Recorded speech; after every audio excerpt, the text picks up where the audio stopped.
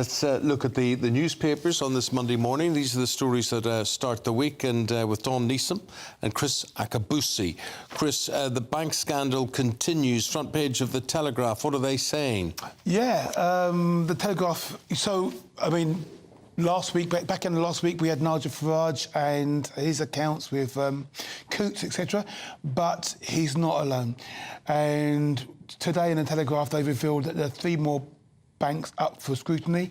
You've got the Metro, the Yorkshire Building Society and American Express. The same reason, not liking the political views, for example, of Richard Tice and the Reform Party, or in the case of the Reverend Richard Fothergill, they didn't like the idea that he was agitating against their views on the pride marches, and it's just worrying that banks, who I thought are there to either look after your money, or lend you money, or ensure that the circular economy is going around, can take these stands. They take the stands because of their purpose-led organisations. They fall in line with the ESG, equity, social governance frameworks. But it's gone a little bit too far when all of a sudden they are cancelling your bank account. I've had experience with my own bank, know your customer team. And what happens? I mean, I was very fortunate to have a customer relationship manager. Farage fell out with his customer relationship manager, or in fact, his customer relationship manager left, and a new guy came in, and the new guy that interpreted the ESG framework to say, we don't like this guy's views, and there's a potential threat to our purpose-led organisation. For me, it was know your customer team. I've been there for over 30 years, but I lost my customer relationship manager. You go onto these new platforms, and they don't know you all of a sudden. And it's just worrying when you think that your bank can cancel you after 30 years of work. You're a bank. Just look after my money. You're That's not meant all to you be dictating how I think. You're not the thought police. Correct. And let's face it, how many bankers cover themselves in glory the whole time in any case? 100% agree. And we just wonder how far this is going. Apparently the government are going to call in all the other banks. You know, I've just named 3 here, just to make sure, look, you know, basically screw the bobbin on. Ugh, madness. Meanwhile, can we talk about this weekend in the cinema? Slightly different to Yes, this is obviously the Mail. Barbieheimer. I picked this story because it's moving it on. Obviously, yeah, the 2 big film releases. Barbie has grossed £262 million. Oppenheimer, 135 million. So that's an awful lot, and it's great for the British cinema. We're all going back to the cinema. I mean, you can't actually get a seat for Barbie, and I've checked. My husband was thrilled. He goes, "I really want to go and see Barbie." No, he didn't. And it's like everyone's going to see it. But this is this chap here. His name's Mitch Corrigan. He's a freelance filmmaker. He's only 22. And he went to see all the big blockbusters in 24 hours, Isabel. He started off at 4:10 a.m. watching Oppenheimer, 8 a.m. watching Barbie, and 11 a.m. watching Mission Impossible. And it's a 300-mile round trip to do it in London as well. 5 out of 5 for Oppenheimer, 1 out of 5 for Barbie. Well, I put it to you, he might not necessarily be target for Barbie. It's quite niche. I'm not entirely sure who the target is for Barbie, to be honest with you. Yeah. But whoever the target is for Barbie, I'm sure they'd give Oppenheimer 1 out of 5 as well. Our producer, Charlie, what would you give? He's telling me in my ear that Barbie was excellent. He gave both 4 out of 5. Interesting. Oppenheimer goes on for like 3 hours, doesn't it? It's like, it's a long film.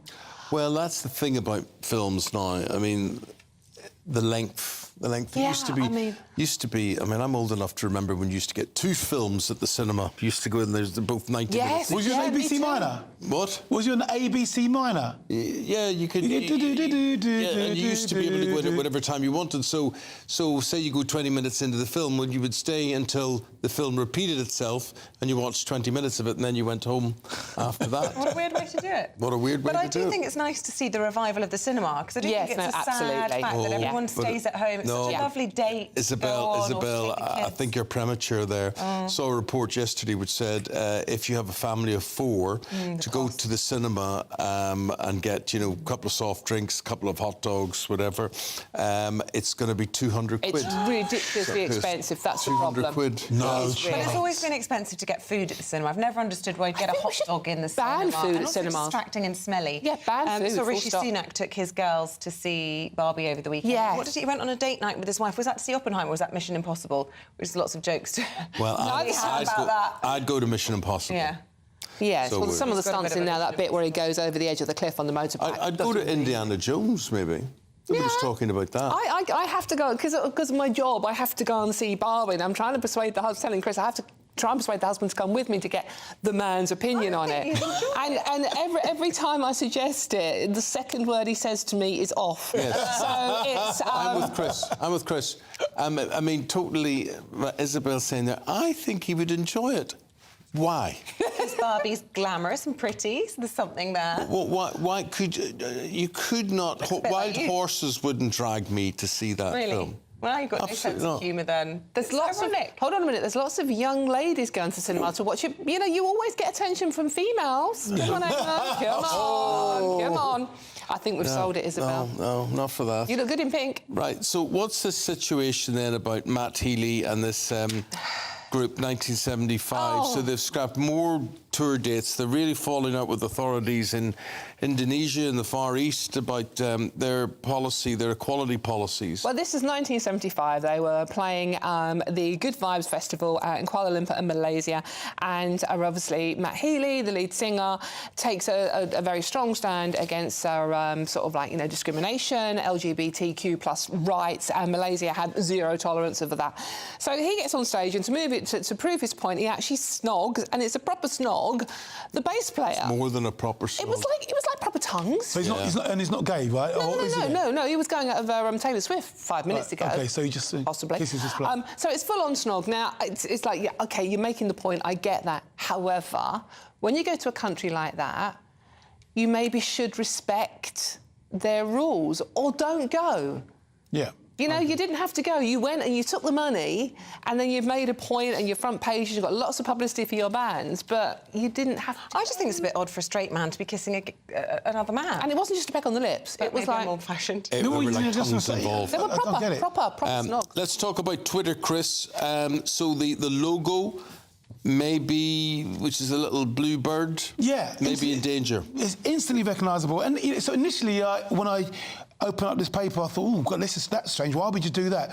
But slowly as I began to read, I began to think, actually, I get it. I mean, when I joined Twitter in 2009, it was a friendly sphere where, you know, it's like being in a pub and having a little chat, tweeting, chatter, friendly, chirpy, friendly place. Fast forward 2023, and it's anything but that sort of place. And now it's angry, vitriolic. Can I say the word bitch in this time? Yeah, I'm sorry, I'll delete that one. Okay, Doug. Yeah. So. But you know, it's a real horrible place to go. But so he's changing the brand, and maybe the demographic has changed anyway, and I'm thinking it's got the X factor. So it's got some sort of the X factor. Things like, for example, the blue tick, which meant that you were verified. Well, it doesn't mean you're verified anymore. No. It means that you are a committed patron and you're buying into the extra freebies or whatever it is you get by being a blue tick person. So it's changing the demographic, and I think he's probably looking for different type of hardcore sponsors, because he lost a lot of sponsors, didn't he, as well? Yeah. But is he improving it or is he making it worse? Well, Aren't you regular on Twitter? Not anymore. So I used to be quite prolific in the early days. People seem to want to hear my voice then, but now I'm a voyeur. You know, but the thing is, because he changed the name of it to X or something, isn't he? I mean, I'm still going to say, oh, I tweet it, I'll put it on Twitter. Did you join that Threads platform? I tried to, Eamonn, and then I thought, did, I just can't really... work out what the point of it is, Yeah, really. I know. I mean, you know, when you're a freelance It's not journalist, you worth the have to... effort. I know, Yeah. promote yourself. But I still call opal fruits, even though they've been Starburst for 20 years. Made to make the mouth water. Yeah, exactly. Yeah. Yeah. Thank you very much Thanks, indeed. Joe. Thank you. Bless you guys. Thank you. Again Appreciate it soon. now. Well, joining us now.